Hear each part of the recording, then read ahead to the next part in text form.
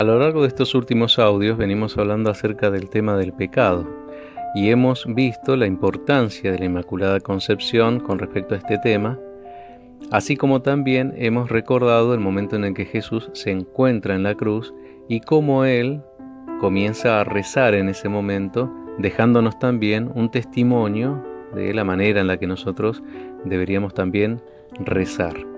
Y me gustaría que podamos seguir profundizando con respecto a este tema, en especial recordando lo que les decía, que tanto los judíos como también los monjes, las monjas hoy día, cuando comienzan la oración, recitan la primera frase, como sucedió con el Salmo 21-22, en donde Jesús dice: Dios mío, ¿por qué me has abandonado?, que fue malinterpretado en ese momento, pero Él comienza, ¿sí?, esa oración que va a ir haciendo de manera interna, y me gustaría que en ese sentido podamos nosotros redescubrir este salmo, si es que en algún momento pudimos leerlo, pudimos rezarlo, y si no, que puedan, si es por primera vez, que puedan rezarlo y leerlo completo, que se van a dar cuenta de que este salmo está cumpliéndose en ese momento.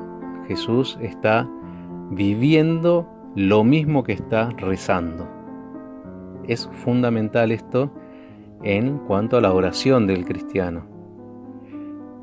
Yo les decía que para nosotros el rezo del rosario tiene todo un sentido muy profundo que por ahí a veces no lo alcanzamos a captar y por ahí queda perdido como una oración que muchos lamentablemente no la realizan, que es para nosotros una oración importantísima en esta lucha cotidiana contra el mal. Y me gustaría que podamos profundizar en este pensamiento para poder descubrir por qué es tan importante esta oración, en especial en torno a la Virgen María.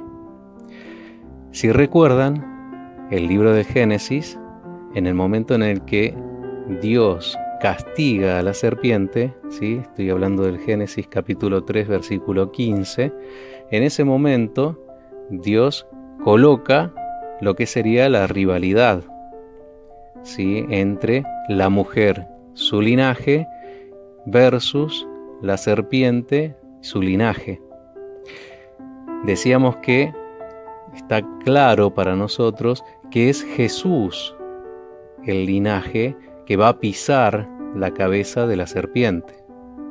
Esto no tenemos duda, es Jesús quien vence a la serpiente, quien vence para nosotros al pecado y a la muerte.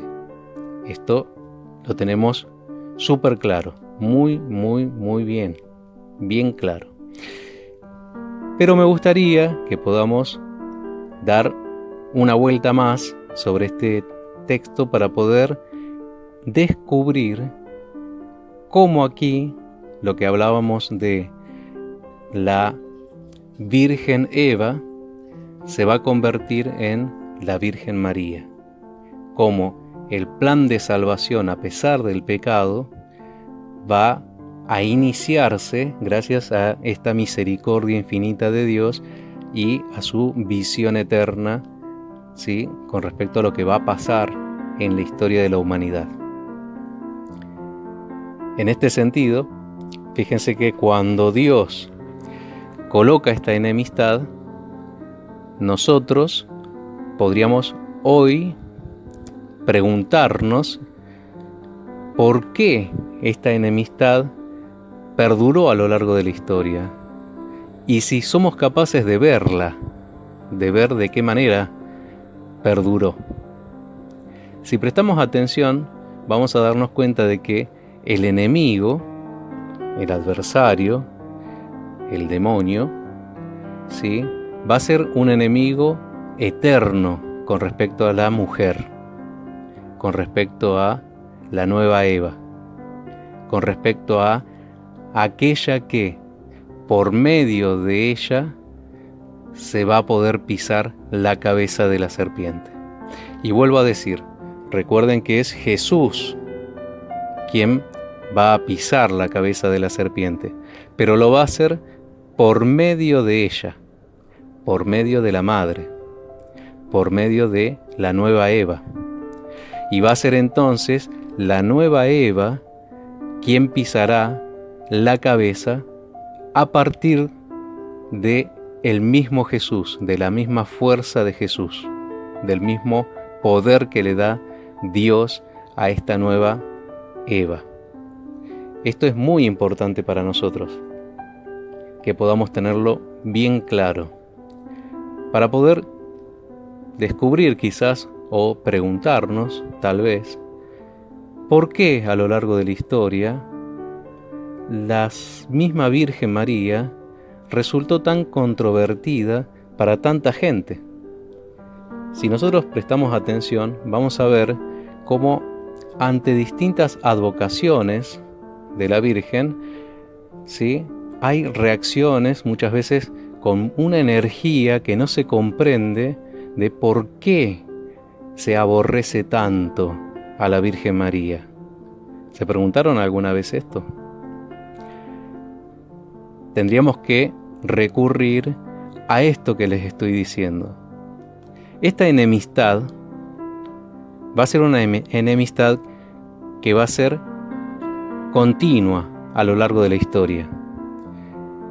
El demonio no puede, porque no nos olvidemos lo que representa, ¿sí?, el mismo demonio como aquel que tiene un egoísmo enorme, ¿no? Tiene podríamos decir, un ego muy grande, ¿sí? Se siente, incluso en aquel momento mismo, en el que se regocijaba por haber hecho caer en el pecado a Adán y Eva, ¿sí?, él mismo siente que es un ser superior y que podría ser el mismo Dios. Por eso es la pelea que tiene el diablo con nuestro Padre Dios. Queriendo ocupar ese lugar, siente que lo puede hacer porque se siente todopoderoso, cuando no lo es en realidad. Y fíjense cómo está marcado por Dios, ¿sí?, esta situación, esta realidad que le demuestra Dios mismo al demonio, de que nunca va a poder ser igual a él, nunca va a poder superarlo, mucho menos. ¿Por qué? Nosotros vemos que es la mujer, que si la recordamos, esta mujer es una de las expresiones más humildes que hay en todo el Nuevo Testamento. Recuerden cómo ella recita el Magnificat y lo que dice en ese momento. Si le prestamos atención, vamos a poder recordar que ella expresa la mayor humildad que puede tener el ser humano. Y eso es lo que Dios Padre colocó en el corazón de María, para que, por medio de esa humildad, toda soberbia sea derrotada. Es ahí donde ella pisa la cabeza de la serpiente, a partir de lo humilde, de lo pequeño. Y esto es lo que los evangelistas, los escritores bíblicos, quiero decir, van a rescatar y lo van a poner bien en el tapete, lo van a mostrar a lo largo de los textos. Esta expresión de humildad que todo cristiano debe tener para poder en su día a día, en su lucha cotidiana, ir superando ese intento que hace el demonio por morderlo, y entonces poder pisar esa cabeza gracias a la humildad. Y piensen en esto. Mucha gente ve el rosario como algo insignificante. Bueno, Dios tiene esos caminos, por medio de lo más insignificante, por medio de lo más humilde. Por eso el rosario es tan importante para nosotros los cristianos. Vamos a continuar de a poco, en la medida en que podamos, con este tema.